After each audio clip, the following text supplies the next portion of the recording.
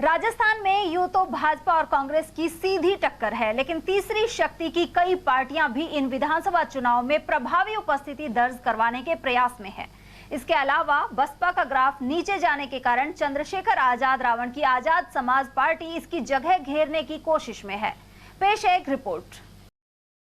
प्रदेश के विधानसभा चुनाव में तीसरी शक्ति कहे जाने वाले दल भी मैदान में उतर गए हैं। इनमें यूं तो बसपा, आरएलपी, आम आदमी पार्टी, हरियाणा के डिप्टी सीएम चौटाला की जननायक जनता पार्टी आदि शामिल हैं, लेकिन भीम आर्मी वाले चंद्रशेखर आजाद रावण की आजाद समाज पार्टी यानी एएसपी को लेकर चर्चाएं अधिक हैं।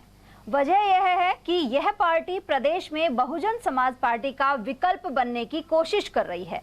इसका वोट बैंक भी मुख्य रूप से दलित समाज है। इसके अलावा बसपा सुप्रीमो मायावती अब उतनी सक्रिय नहीं है। साथ ही पिछली बार 6 बसपा विधायकों के कांग्रेस में शामिल हो जाने के चलते विश्वसनीयता पर भी सवाल उठे हैं। ऐसे में दलित मतों के सहारे एएसपी कोशिश कर रही है। दूसरी रणनीति यह है कि यह पार्टी प्रभावशाली असंतुष्ट नेताओं पर निगाह लगाए हुए है। बतौर उदाहरण बानसूर में भाजपा टिकट की आस लगा रहे पूर्व मंत्री डॉक्टर रोहिताश अब एएसपी से लड़ रहे हैं। इसके अलावा तिजारा में भाजपा द्वारा गुजर संदीप दायमा को दोबारा टिकट नहीं देने के चलते एएसपी ने इस समाज के उद्यमी पोसवाल को उम्मीदवार बनाया है। गौरतलब है कि चंद्रशेखर आजाद रावण का प्रभाव क्षेत्र मूल रूप से उत्तर प्रदेश है, लेकिन उनकी भीम आर्मी की शाखाएं देश भर में हैं और उग्र तेवर वाले दलित आंदोलन के लिए वे चर्चित रहे हैं।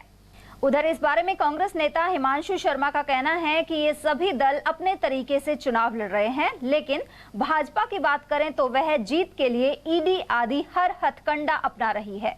शर्मा ने कहा कि मुख्यमंत्री अशोक गहलोत की शानदार योजनाओं और कार्यों से मतदाता लाभान्वित हुए हैं। इसके चलते भाजपा जीतने वाली नहीं है। तो मैं समझता हूँ चाहे कोई सी पार्टियां हो या अवसरवादी पार्टियां हैं, कोई यूपी से आ गए, कोई बिहार से आ रहे हैं, कोई कहां से आ रहे हैं। राजस्थान की जनता जानती है कि कौन सुख दुख में शामिल रहा है, किसने कोविड में काम किया है। हमारे कांग्रेस के नेताओं ने इतना जबरदस्त कोविड में काम किया, किसी भी नागरिक को भूखा नहीं सोने दिया और किसी भी हमारी सरकार ने किसी भी आम व्यक्ति को बिना इलाज के नहीं तड़प कर मरने दिया। और इसका जीता जागता उदाहरण ये रहा है कि देश के प्रधानमंत्री नरेंद्र मोदी जी ने भी हमारे राजस्थान के गांधीवादी मुख्यमंत्री अशोक गहलोत जी की तारीफ की है। हर बार वो ये कहते हैं कि तुम लोग मांगते मांगते थक जाओगे, मैं देते हुए नहीं थकूंगा।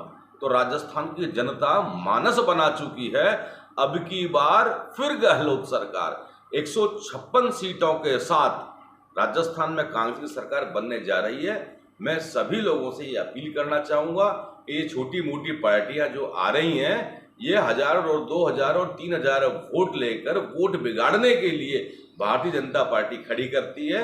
भारतीय जनता पार्टी का इतिहास भी यही रहा है, हमेशा जहाँ जहाँ चुनाव होते हैं वहाँ ईडी, सीबीआई, इनकम टैक्स इस तरह की ये चीज़ें भेज देते हैं, क्योंकि इन्हें मालूम है कि पार्टी जो है सत्ता में आने वाली नहीं है। आने वाले समय में 3 तारीख को पूर्ण बहुमत के साथ सरकार बनने जा रही है। उधर कम्युनिस्ट पार्टी के नेता तेजपाल सैनी के अनुसार प्रमुख दल कई वर्षों से लगातार काम कर रहे उम्मीदवारों को अक्सर मौका नहीं देते। नए पैराशूट उम्मीदवारों को उतारने से मतभेद होते हैं और अन्य पार्टियां इसमें मौका ढूंढती हैं।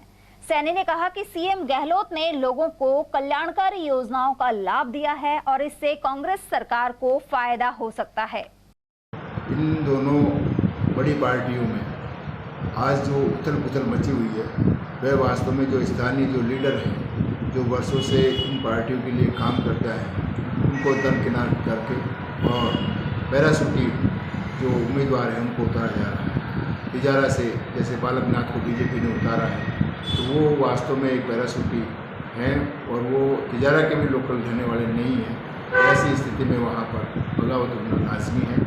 इसी तरह से कांग्रेस के भी कुछ बगावती लीडर्स सामने आ रहे हैं। तो आज भी स्थिति कमोबेश यही बनने जा रही है कि जो तीसरी पावर के जो लोग हैं, जो राजनीतिक पार्टियां हैं, वो अपने उम्मीदवारों को खड़ा करेंगी और ऐसी स्थिति में कमोबेश इनको नुकसान होने की संभावना बनी रहेगी। आज जो स्थितियां प्रदेश में जो बन रही है चुनावों की, उसमें आज जो कांग्रेस सरकार वास्तव में जो काम कर रही है, आम जनता के लिए जो भी मुद्दे इन्होंने लागू किए हैं, जो राहत कैंप जो इन्होंने लगाए हैं, वो आम जनता से सीधे सीधे जुड़े हुए हैं, जमीन से जुड़े हुए हैं। जबकि बीजेपी के पास में ऐसा कोई मुद्दा नहीं है। बीजेपी मात्र केवल मोदी के चेहरे से चुनाव लड़ रही है। ये कांग्रेस पर लगातार राजनीतिक पार्टियों पर, विरोधी राजनीतिक पार्टियों पर लगातार ईडी के और इनकम टैक्स के, सीबीआई के छापे डलवा रहे हैं, जिससे कि उनका मनोबल डाउन हो और राजनीतिक प्रभाव पड़े।